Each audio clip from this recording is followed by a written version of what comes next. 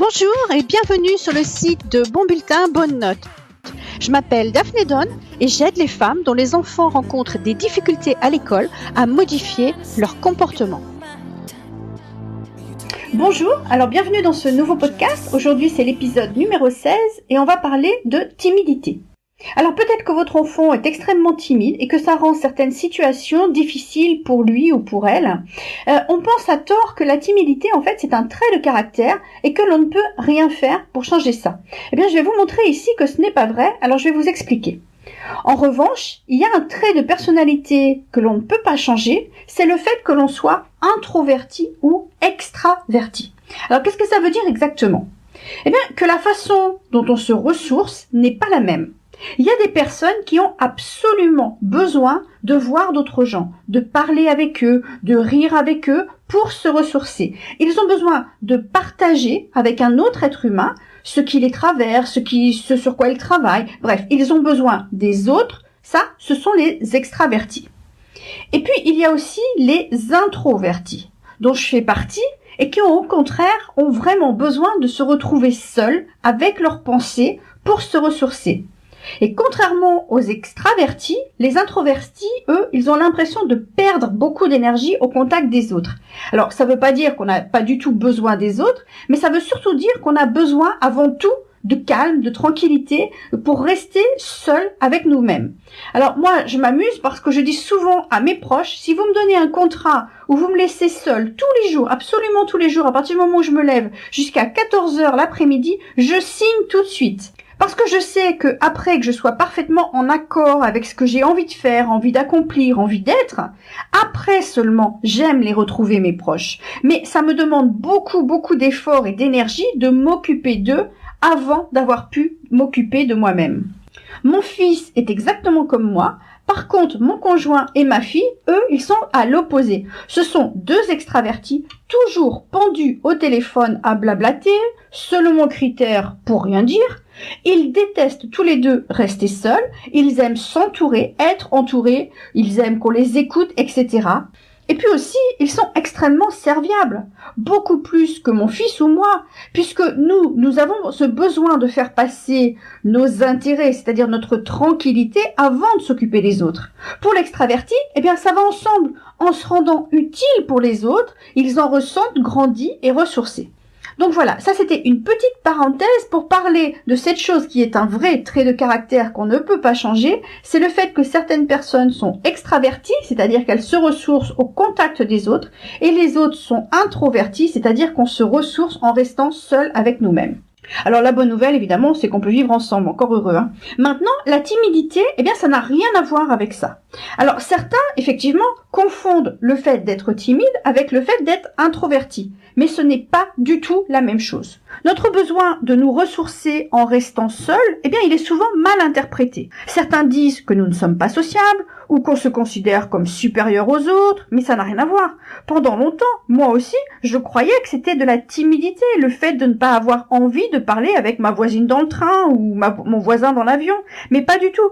Parce que s'il se passe quelque chose ou s'il y a un sujet de conversation immédiat qui me vient à l'esprit, je vais même être celle qui va engager la conversation, mais seulement si j'ai quelque chose qui me paraît intéressant à dire. Je vais revenir là-dessus. Et en fait, sans cela, eh bien, je préfère réfléchir, rester seule avec moi-même. Alors, pour donner un exemple, parfois, ma fille, qui est extravertie, je vous l'ai déjà dit, me fait la remarque, mais tu t'ennuies jamais, toi? Elle me dit, moi, je m'ennuie souvent. Je la regarde et je lui dis, je ne m'ennuie jamais en ma propre compagnie.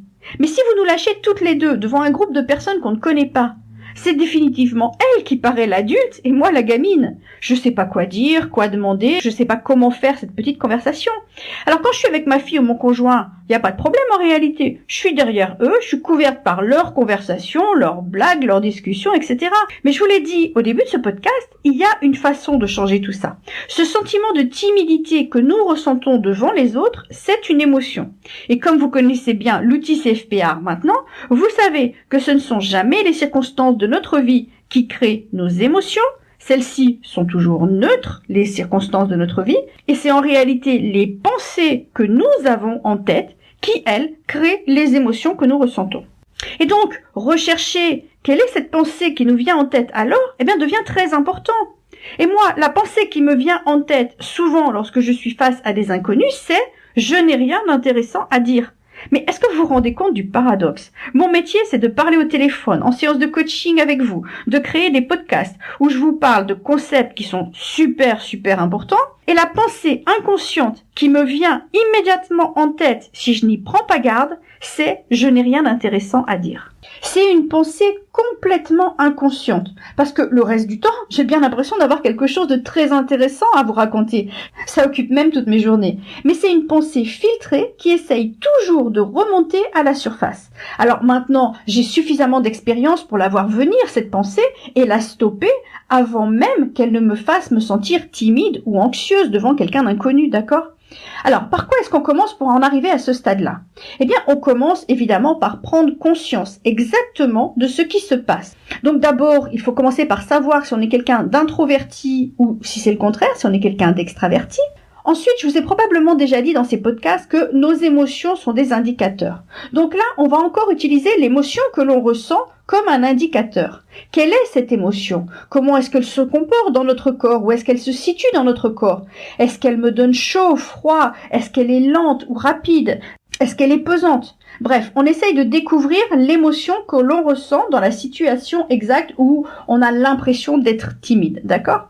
Ensuite, on essaye de découvrir quelle est la pensée qui a causé cette émotion de timidité, cette émotion d'anxiété, cette émotion de peur. Et à ce stade, on n'en est encore qu'à la prise de conscience de ce qui se passe en nous, d'accord? C'est ensuite et ensuite seulement qu'on va pouvoir changer ça. Parce qu'en réalité, le gros problème, c'est qu'à force de nous mettre en retrait, les autres, ceux qui ne nous connaissent pas, ils pensent que nous sommes hautains, que nous ne sommes pas d'agréable compagnie, que nous ne sommes pas sociables. Enfin, ça c'est l'image que l'on donne une fois qu'on est devenu adulte. Parce que lorsqu'on est enfant, on donne surtout l'image de quelqu'un d'extrêmement timide, de mal dans sa peau, etc. L'enfant, lui, il ne parvient pas à cacher sa peur, son anxiété. Et les autres, et surtout les autres qui sont extravertis, ils ne vont pas se priver pour en lui en mettre plein la vue et pour le rabaisser en permanence. Et c'est comme ça que commence le harcèlement.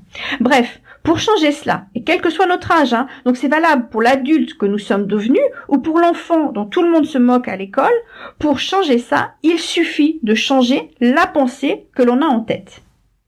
Premièrement, nous savons que ce que pensent les autres de nous ne peut en aucun cas nous toucher émotionnellement, parce que les émotions que nous ressentons, et ça c'est l'outil CFPR qui nous le dit, les émotions que nous ressentons ne viennent pas de ce que disent les autres, mais de l'interprétation que nous en faisons, c'est-à-dire de la pensée qui nous vient en tête. Je vais prendre un exemple. Si quelqu'un vient dans la rue et m'insulter pour me dire « Ouah, t'as vu tes cheveux bleus, comment ils sont moches ?»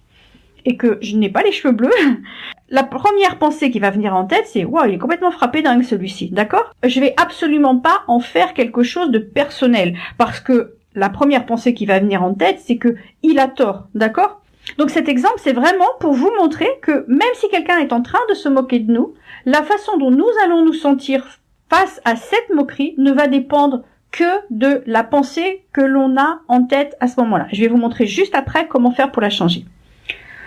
Donc premièrement, je viens de le dire, il nous faut cette connaissance, d'accord ? Savoir que les émotions que nous ressentons ne viennent pas, par exemple, de quelqu'un qui se moque de soi, mais ne viennent que de la pensée, de l'interprétation que l'on fait de ce qui est dit, par exemple, d'accord ? Ensuite, il faut avoir suffisamment de pratique pour ne pas se laisser piéger, donc émotionnellement, c'est-à-dire qu'à force de pratiquer, on la voit venir, cette pensée inconsciente, et on est alors capable de prévoir son effet sur nous, donc on décide de la stopper. D'accord ? Donc ça, c'est par exemple ce qu'on doit faire si on a des extravertis en train de se moquer d'un enfant, d'accord ? Maintenant, reprenons l'exemple des adultes, l'adulte introverti qui se retrouve face à des inconnus. Eh bien, une fois que l'on a détecté la pensée inconsciente qui nous vient aussi en tête, ou qui nous vient à l'esprit au moment même où on se retrouve devant un inconnu, eh bien, je vous l'ai dit tout à l'heure, moi, dans 99% des cas, cette pensée inconsciente, c'est « je n'ai rien d'intéressant à dire ». Eh bien, une fois qu'on a détecté, qu'on a compris quelle est cette pensée inconsciente qui vient en nous, alors on la stoppe avant qu'elle ne prenne le pouvoir sur nous. Et puis donc, pour changer tout ça, dans les deux cas, que ce soit devant quelqu'un qui se moque de nous quand on est enfant, ou que ce soit pour nous, une fois devenu adulte, lorsqu'on est incapable de parler devant des inconnus, eh bien, la question que nous devons vraiment nous poser, c'est comment est-ce que je voudrais me sentir dans cette situation ? J'imagine que la seule chose qu'un enfant ne veut pas ressentir lorsqu'un autre est en train de se moquer de lui, c'est la honte. Mais malheureusement, c'est souvent le cas. Parce qu'on a alors la pensée inconsciente qui monte en nous, qui nous fait ressentir cette émotion de honte. Donc vraiment, sincèrement, comment est-ce que j'aimerais me sentir dans cette situation plutôt que de ressentir cette émotion de honte?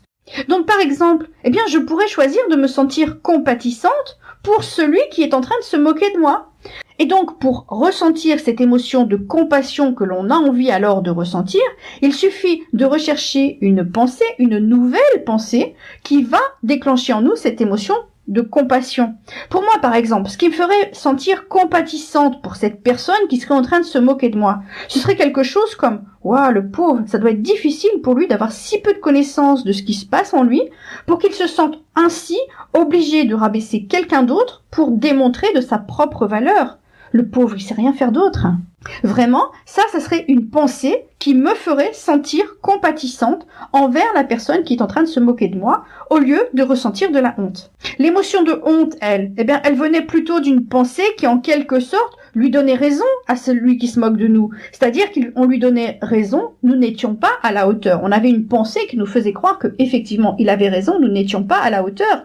Alors que là, on peut ressentir de la compassion dans la même circonstance, l'autre est en train de se moquer de nous, mais dans ce cas-là, on se dit, waouh, ça doit être difficile pour lui de ne pas avoir toute cette connaissance. Vous voyez la différence que procure ce simple changement de pensée? Quelqu'un se moque de l'enfant timide, entre guillemets, timide, parce que je vous l'ai dit, ce n'est pas un trait de caractère. Donc quelqu'un se moque de l'enfant timide, cet enfant a une pensée inconsciente, c'est-à-dire filtrée, et là je vais pas rentrer dans le détail dans ce podcast parce qu'il est déjà très long. Bref, l'enfant a une pensée inconsciente, filtrée, et il ressent de la honte, mais s'il choisit une pensée comme « Ah, le pauvre, il n'a vraiment aucune connaissance de ce qui se passe en lui pour être obligé de rabaisser les autres afin de démontrer sa propre valeur. Et alors, je ressens de la compassion au lieu de ressentir la honte. » Vous imaginez la différence que ça fait pour un enfant ? Et pour nous, devenus adultes qui avons peur d'aborder des inconnus, si notre pensée inconsciente, filtrée, c'est quelque chose du style « je n'ai rien d'intéressant à dire », alors forcément, on va se sentir intimidé, on va ressentir cette sorte de peur, de timidité envers les autres. Mais on peut décider de ressentir une toute autre émotion, comme de la curiosité par exemple, ou bien on peut décider de se sentir forte, ou bien on peut décider de se sentir sûre de soi, ou audacieuse, pourquoi pas. À nous de choisir l'émotion que l'on veut alors ressentir, et à nous aussi alors de rechercher la pensée qui nous fera sentir comme ça, d'accord ?